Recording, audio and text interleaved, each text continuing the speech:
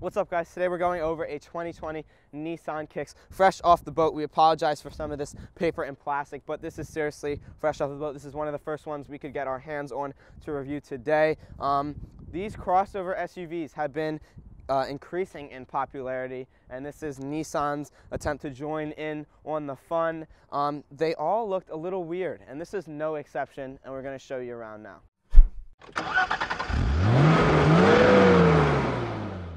Thank you from Dark Cars Nissan in College Park, and especially Arthur and Abraham for giving us this vehicle to review today. And if you like this video and any of our others, please like and subscribe. It helps us out a lot. Stay tuned for weekly releases. So looking at the exterior of this Nissan Kicks, the first thing you kind of notice when you look at this car is how everything looks a little bit wonky. It's common with these SUV crossovers, just like the Honda CHR, but they're all weirdly angular and rounded. It doesn't make sense, but it definitely is a wonky look, just like Nissan's former CEO's criminal record. Coming over here to this U, it's the normal corporate U, but then you have this ugly plastic grille that is just not attractive. I don't know what this design is. It has just weird textures in it. It just looks really weird. To the side of it, again, you have this weird, just like cheese grater material on the side. I don't know what they're doing with that. Moving down a little bit, I'm pretty sure they were supposed to have something over this, because I don't think the normal car would just have a hole like that. But moving down some more, you just have some open air, some basic plastic. This color is kind of a burgundy. Doesn't look too bad. They called it Cayenne Red, I think, like the spice. Interesting name, go for it, Nissan. Sure. Coming down along here again, just some normal plastic cladding, and then your fog lights. Moving up again, you've start to see some of the panel gaps here. I can stick almost my finger into this one here, and on the side, that side, it's like half a finger. So the difference is staggering even between the panel gaps. Not much consistency there by Nissan. This design either is a hit or miss for some people. Now, kind of an interesting quirk we saw is that this plastic cladding here just kind of stops right where this body panel is, and it kind of gives the presence that there's windows kind of all around, because the body color doesn't go all the way through. I actually don't mind that. I think that's pretty cool. So we're kind of rushing to film these lights because they shut off very quick from Nissan, but here's your headlight here, kind of a simple design, reflector here, and then you have this common kind of arrow shape points in from this running light. We saw this on the Altimas. Even the headlights kind of arrowed in. We kind of like that design. It's very simple, not much to it. So Jake pointed out the side of this car kind of looks like a blockier Nissan Leaf, and I definitely see that. Overall, the shape and clunkiness I'm not a fan of, but it does have some cool body lines. This one that starts here over by the hood comes all the way back and kind of fades out, and this one that starts at the taillight and comes forward kind of fades out. And then it also kind of goes up a bit, just like how this wheel arch one goes down. So some nice kind of contrasting body line elements. These wheels, I'm not the biggest fan. They have this kind of weird silver and black trim, but they did it a little weird with some of the spokes kind of fading out like that. And then some just like kind of maintaining their whole silver trim there. A little bit weird. Again, you have some black plastic cladding that matches the black plastic cladding on this very clunky roofline. Floating roofline. Normally I'm a fan of floating rooflines, but this one is just done up so much. I'm just really not a fan. I wish they just kind of kept the body color throughout this, but it's already a weird looking car. That is worth 25 grand, and I just can't believe you're spending 25 grand to get these insane just panel gaps all throughout the car that don't even match up on each side. Looking at your cargo space, you're going to have about 25 cubic feet with the seats up, and you're going to have about 32 with them down. Let me see if I can find the button to open them up. As you can see, you have a nice little divider here. Other than that, not too much to mention, just a very usable space.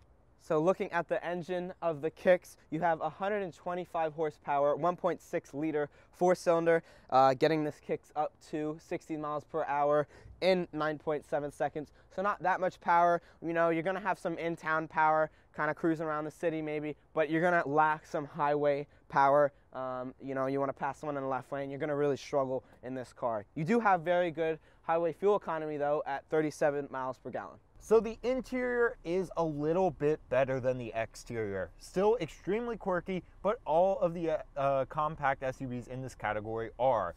First of all, I'm going to turn your attention to the doors. You have a combination of materials. You have this orange, strange material right here, which is very eye-catching. Then just mostly hard plastic and some of the silvery material right here. Something interesting is a place they chose to save costs on this vehicle was by not putting little red stickers on the pieces that turn when the door is locked. So you hit lock, you know, normally the little piece near the handle turns, and when you unlock it, that little red sticker shows, but there was no red sticker here. Interesting place to save costs. Maybe that could save them 2 cents per vehicle. Looking around just the rest of the vehicle, you have a flat bottom steering wheel, kind of an interesting choice for a vehicle like this. You typically see this in more high performance cars, just kind of odd. You have a frameless mirror here, which is an interesting feature. Big screen ahead of you, we'll talk a bit about in a bit later. The switchgear here actually feels better than in the Ultima we reviewed. It feels snappier. I do like it more in this vehicle. You have your display here, air vents. Most of the materials here are just hard plastic. You do have some leather and stitching down in your center. Your seats are cloth. They're actually a very plush cloth that mimic that orange material we see on the door. So in here, it is definitely a cheap SUV. You can tell that, but it is not as bad as the exterior. Let's take a look at your center stack here. You have these 2 air vents right here. They feel all right. You have the nice little chrome bit right there, which gives a bit of a higher end look. Looking at your screen right here, it is a little bit slow. You can see there's a solid amount of lag, especially for a 2020 vehicle here. There isn't too much to note about this vehicle.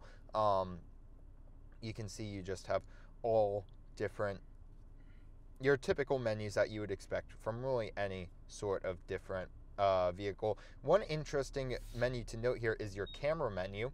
Hit there, you can see that the lines here are very smooth. When you turn them, they're very smooth. For some reason, they disappear off screen, like one side disappears off screen. But you can see that you do have the 360 camera right here. And if you hit camera again, you can actually get a close-up view of your front right tire. Looking down from that, you have the switch gear here. It does feel very good. It feels much better than the Ultima we reviewed. You have some nice stitching here and some soft touch right here. This is really a highlight of the interior of this vehicle.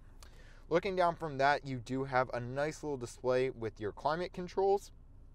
Nice and responsive. It displays everything brightly, clearly. I like that quite a lot. Let's look down from there. You have a bunch of different outlets. So you have your cigarette lighter, which is lit up inside. That's probably the first time I've ever seen that. You have a USB-A port and your aux, all outlined in lights, which is very nice, helps you see in the dark. You have your start-stop button. It actually feels really good, very high quality. That's a good point for this car. This whole area is piano black. You have a little storage area right here, but the rest is piano black. This is going to get so dirty. Your shifter right here. 2 quirks about the shifter that we noted in our other Nissan videos is you have this weird minus button right here. It's not like you have a plus, so this doesn't look like it's a gear shifter, like a manual gear shifter, because there's no plus anywhere, just this minus here. Also, there's this weird blank switch here. That's just doesn't press. It's just a blank switch. Kind of strange. Don't know what that would do. You have a manual handbrake right here, so that's nice to see. Then you have a very strange part of this car. You have 2 cup holders, and you don't have any friction points to keep your drink there. So if you have a drink smaller than this hole, then it's going to slide around, but this hole's pretty small, so that's probably not too big of a worry.